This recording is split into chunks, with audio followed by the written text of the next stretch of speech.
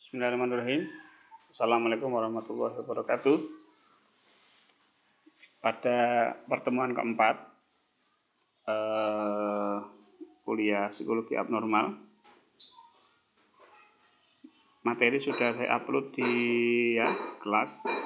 Kemudian di pertemuan keempat,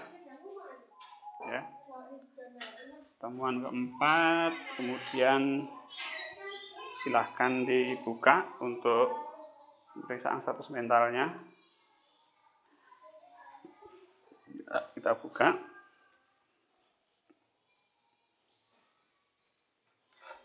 Tunggu sebentar. Ya, pada pertemuan kali ini kita akan membahas tentang pemeriksaan status mental dan riwayat psikiatri. Ya, setelah kemarin kita membahas masalah keabnormalitasan, sekarang kita mulai masuk ke assessment, terutama dari sisi status mental pasien. Baik, secara ada psikiatriknya, ini ada data pribadi, alasan rujukan, keluhan.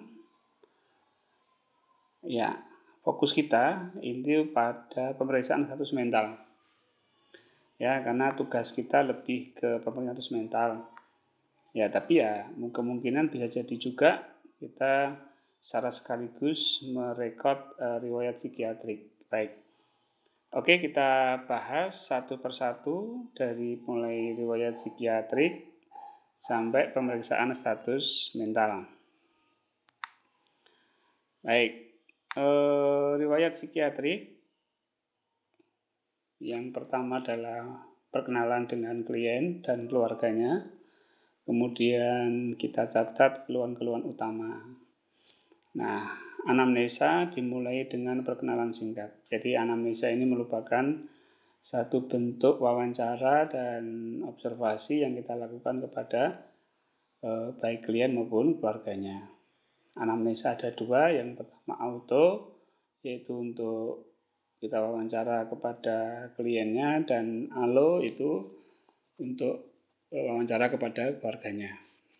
Baik. Hal-hal yang perlu diungkap mungkin ini nama klien, usia. Usia ini penting karena nanti kita akan mengetahui semakin usianya lebih muda, maka gangguan yang diderita ini prognosisnya juga semakin lebih buruk ya. Jadi semakin muda itu malah lebih susah. Nah, makanya ini penting usia. Ya, karena semakin dini usia itu kemungkinan frekuensi kambuhnya juga akan semakin lebih banyak. Kemudian pekerjaan, ya ini nantinya akan berkaitan dengan profesi dia. Apakah pekerjaan ini menjadi salah satu bentuk stresor atau bukan nantinya setelah kita lihat lebih jauh. Etnis, ya. Status perkawinan, ya, agama, dan keluhan yang dialami oleh klien pada saat ini. Ya, hal-hal ini nantinya tentunya akan menjadi satu bentuk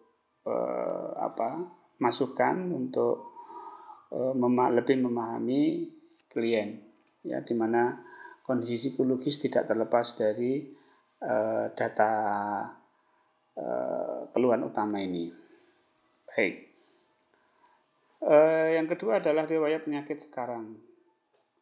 Ya, kita memulai bertanya kapan masalah ini dimulai, atau bila penyakit telah berlangsung lama dan hilang timbul, tanyakan terakhir kali klien merasa sehat.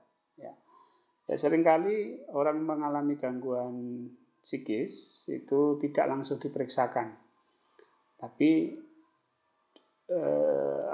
dari keluarganya atau dirinya sendiri enggan untuk berobat, sehingga gangguan yang timbul tenggelam ini berlanjut. Maka yang kita tanyakan adalah kapan terakhir merasa sehat. Bisa jadi 1 bulan yang lalu atau bahkan 1 tahun yang lalu.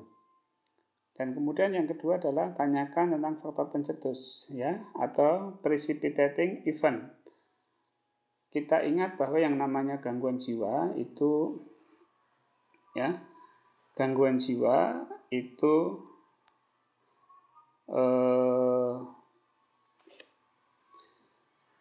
ada pencetusnya, ya. Bisa jadi pencetusnya itu karena putus cinta, bisa jadi pencetusnya itu karena masalah perceraian dan lain sebagainya.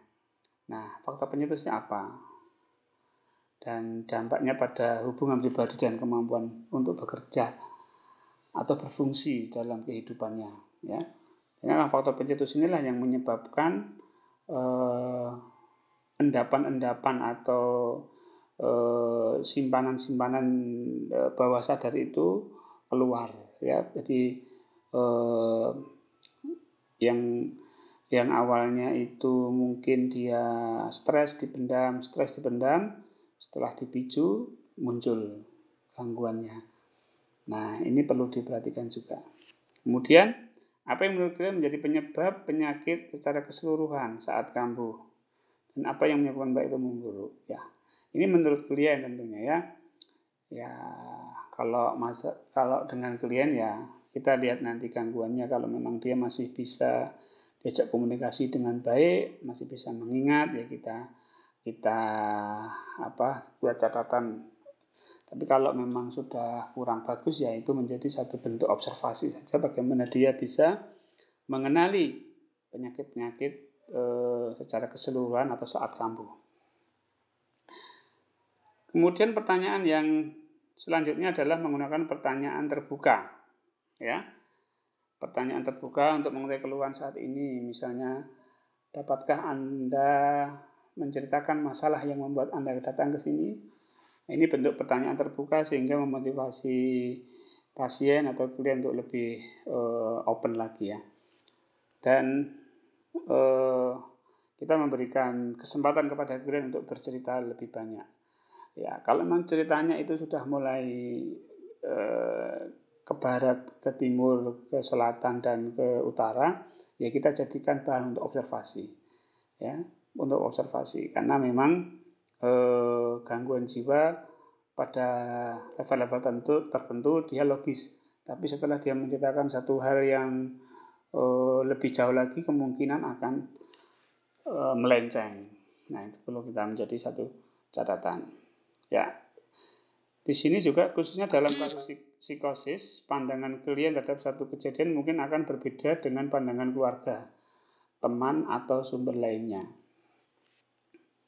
Ya, disinilah nanti perlunya cross check, ya. Jadi kita memang mempercayai orang yang sakit kejiwaan ini memang agak susah. Jadi apa yang disampaikan itu kita lebih melihat pada gangguan pikirnya. Tapi kalau dengan keluarga tentunya kita lebih percaya karena mereka lah yang sehat, yang bisa menjelaskan seperti apa diri klien itu. Ya. Baik, pertanyaan selanjutnya tergantung pada keluhan dalam klien, ya. Perlu adanya pertanyaan gejala lain untuk membantu menegakkan diagnosa. Jadi kalau di dalam psikiatri ini ada diagnosa multiaksial. Ya, multiaksial.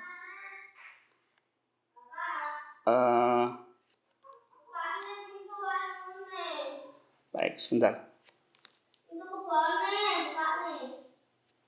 Jadi kalau multiaksial ini ada aksis 1, aksis 2, aksis 3, aksis 4, dan aksis 5. Nah, penegakan diagnosis ini penting agar lebih membantu dalam proses prognosisnya.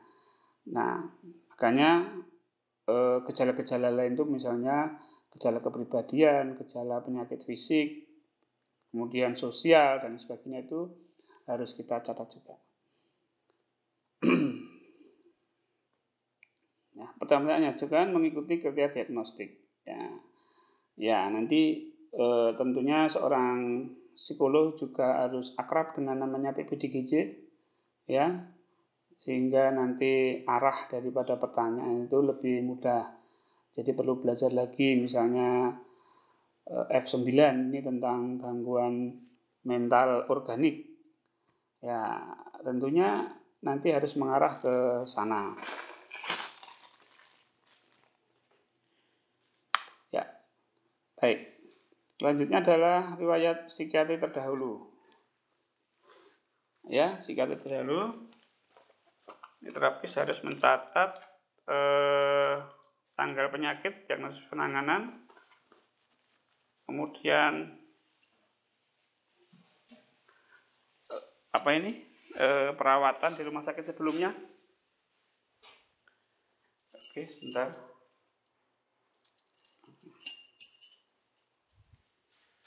Ya. Nah, ini seperti rekam mediknya ya. Jadi perlu juga, terutama untuk menegakkan diagnosis yang berkaitan dengan medis.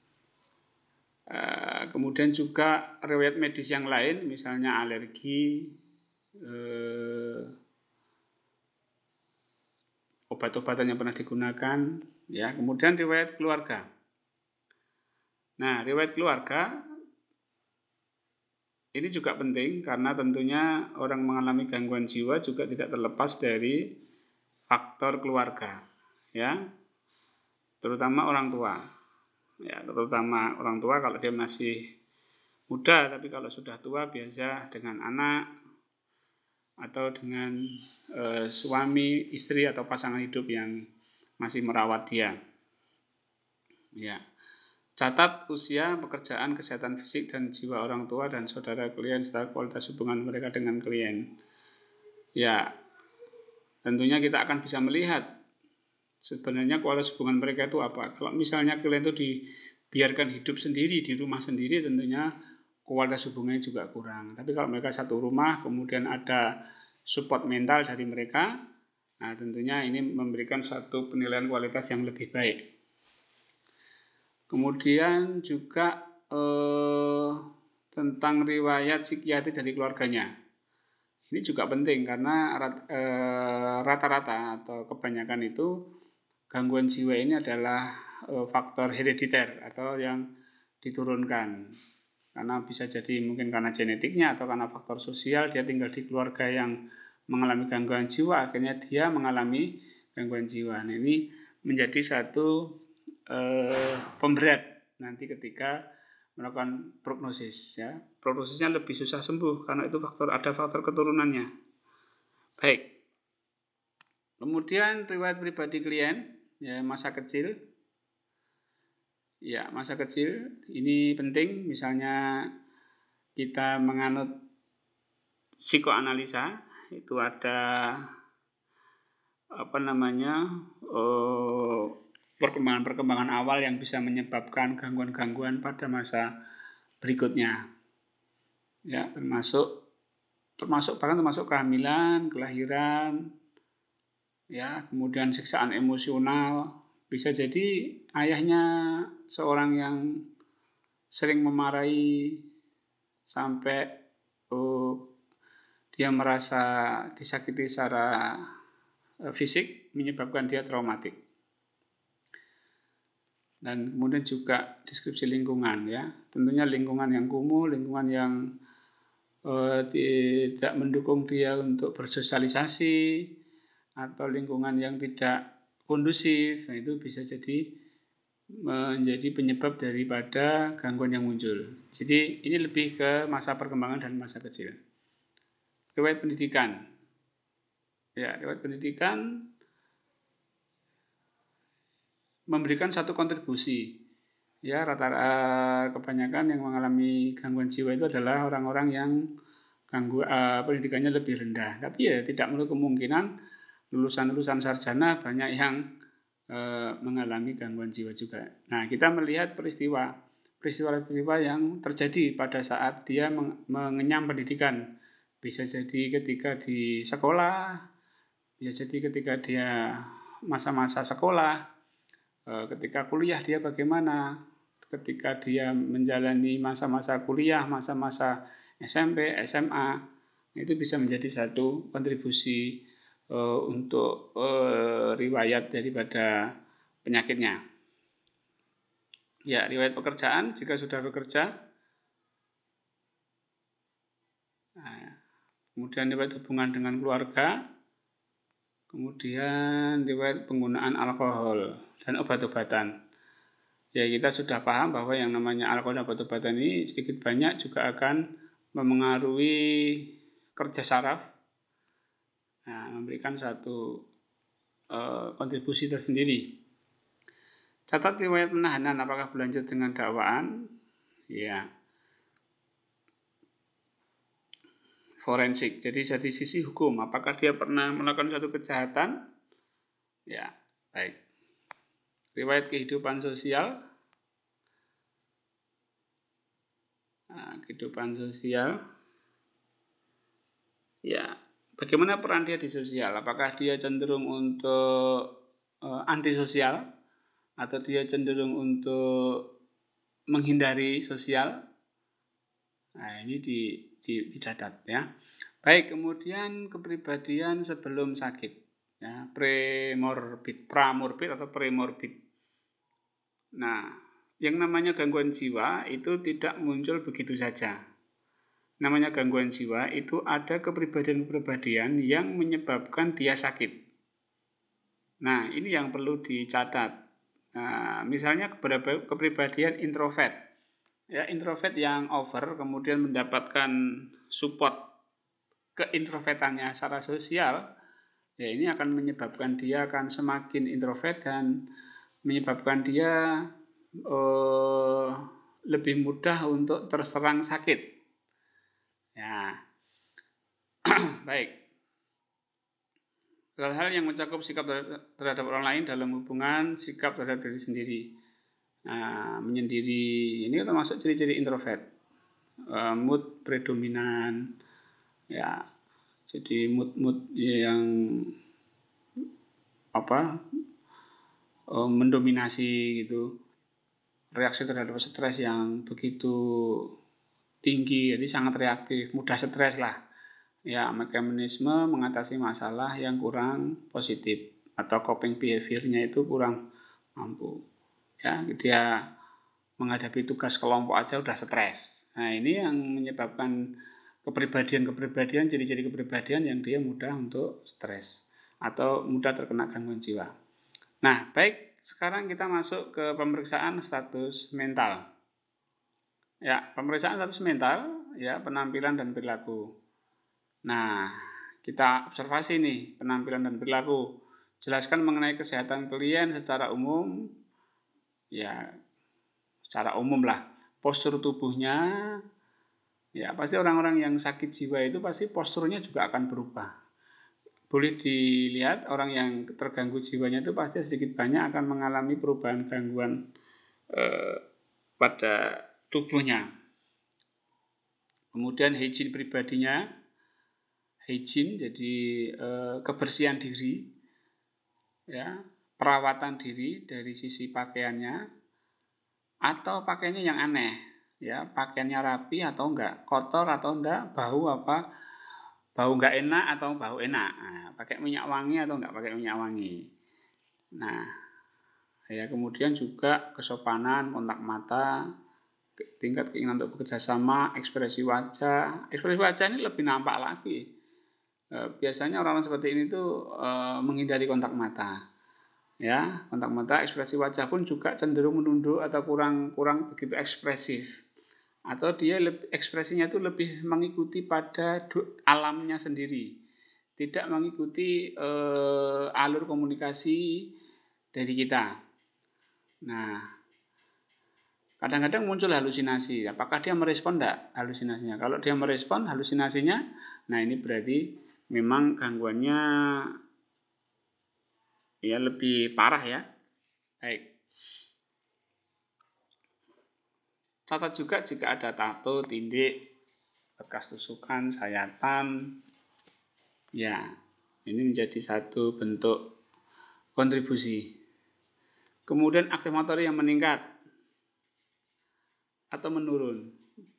Jadi ada gerakan-gerakan yang dia tidak sadari yang itu muncul. Ya, misalnya aja tangannya melakukan gerakan-gerakan yang under control. Ya, ini aktivitas motorik meningkat. Bisa kaki, bisa tangan, bisa kepala. Nah, kemudian cari adanya gejala ekstrapiramidal atau efek samping pengobatan antipsikotik. Gejala ekstra atau efek samping pengobatan antipsikotik. Nah, biasanya memang para penderita ini sudah minum obat ya. Terutama yang gangguannya sudah lama itu ada obat yang efek samping dari obat yang dikonsumsi itu. Ya. Itu juga perlu menjadi catatan. Kemudian bicara dan percakapan. Bicara dan percakapan. Jelaskan mengenai nada yang kadang menurun bila dalam kondisi depresi, kecepatan dan volume suara. Baik, bicara dan percakapan kita lihat tekanan percakapannya, volumenya, percakapannya mungkin tidak dapat disela, jadi ngerocos terus itu, ngomong terus gitu ya. Kemudian volumenya meningkat. Volume meningkat itu tiba-tiba dia teriak gitu, tiba-tiba keras gitu. Ya, dalam kondisi depresi nada kecepatan menurun mungkin didapatkan miskin pikiran. Ya. Baik, nada dengan kecepatan volume menurun. Ya, miskin pikiran itu seperti seolah dia tidak bisa berpikir lagi. Sehingga itu merupakan satu bentuk dari kondisi depres. Ya, kalau kondisi yang banyak bicara itu depresi juga. Cuma jenisnya itu manik. Kalau yang depresi sampai dia tidak bisa bicara lagi itu namanya dia bicara sedikit itu namanya depresif. Jadi ada manik, ada depresif. Baik. Percakapan yang normal biasanya spontan, logis, relevan, koheren, tidak melompat-lompat dan perlu waktu lama untuk sampai ke tujuan. Catat apakah ada pengulangan kata atau topik kata-kata abnormal, misalnya topi sama dengan sepatu kepala. Ya, ini kan tidak logis.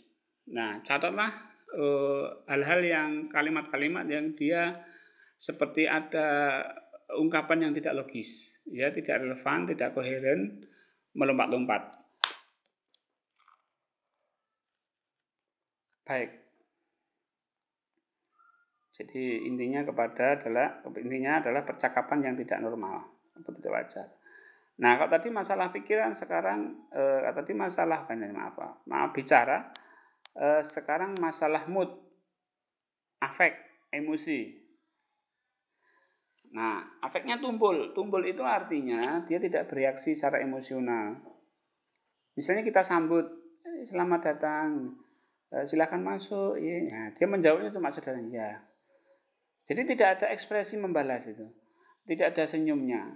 Ya, mungkin kita bercerita lucu, dia cuma diem aja. Nah, itu afeknya tumpul atau non reaktif. Nah, ini bentuk isi pikiran. Ya, bentuk atau isi pikiran dapat disimpulkan bila kata antara kata yang sulit diikuti. Ya,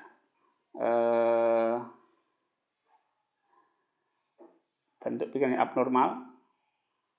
Pengalaman seperti kalian dengan pikirannya mungkin abnormal seperti pada blok pikiran.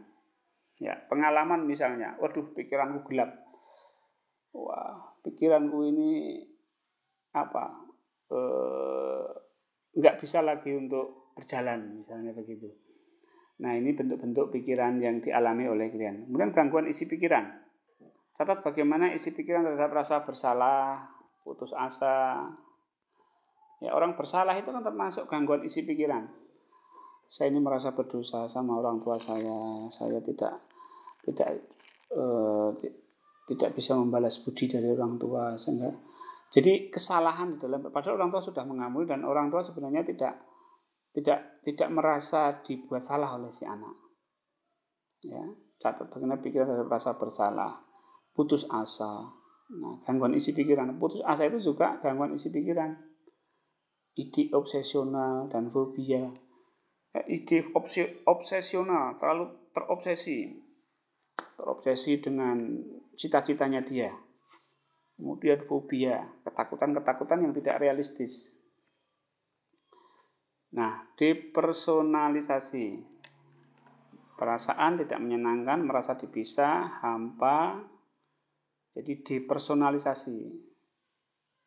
Personal itu orang, jadi tidak dianggap, dirinya tidak dianggap. Itu masuk gangguan isi pikiran, padahal keluarganya ya biasa-biasa aja.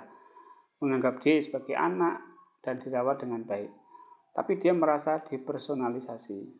Dan direalisasi, perasaan seakan-akan dunia dan orang-orang yang ada di dalamnya ini kurang hidup. Direalisasi, jadi realitas itu cenderung dia nafikan, dihilangkan. Ya, orang hidup, orang berbicara dianggapnya itu nggak ada artinya, itu ya. Dianggapnya mati, ya. Misalnya begitu.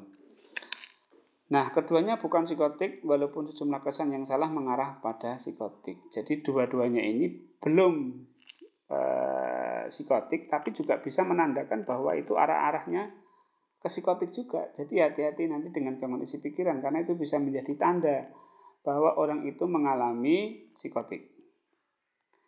Baik, kepercayaan yang abnormal tentang ide-ide berlebihan. Ya, waham ini ya, ide-ide berlebihan. Nah, contohnya waham. Ya, misalnya dia ingin jadi menterinya Jokowi misalnya. Dia merasa punya kontribusi yang sangat besar terhadap Jokowi misalnya. Nah, itu masuk waham, ya. Nah, waham adalah kepercayaan salah, tidak mudah digoyahkan. Jadi sudah sangat yakin sekali. Nah, gangguan isi pikiran. Nah, ini ada beberapa tipe waham ya. Waham grandeur, kebesaran, memiliki kemampuan dan misi khusus, mengaku nabi ya. Nah, ini kalau nggak hati-hati termasuk gangguan paham. Ya, kemiskinan, ya, mereka telah dibuat miskin. Saya ini karena tetangga saya tuh nggak suka dengan saya itu dibuat miskin sama dia. Harta saya ini dikuras sama dia melalui cara-cara gaib. Wah, itu ya. Kan rasa bersalah. Waham, rasa bersalah juga termasuk waham. Tidak berdaya, hipokondrial. Hipokondrial itu merasa berpenyakit. Jadi merasa jantungnya itu sakit berat, padahal nggak ada apa-apanya. Padahal sehat jantungnya. Nah itu. Baik, nanti bisa dibaca lebih lanjut. Ini waham, ya, gangguan isi formal.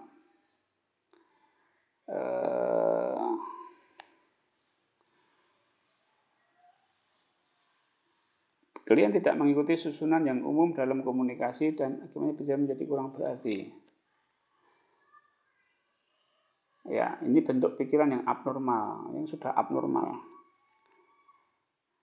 Jadi kalian tidak mengikuti susunan yang umum dalam komunikasi. Jadi ngomongnya itu ya aneh. Ya, misalnya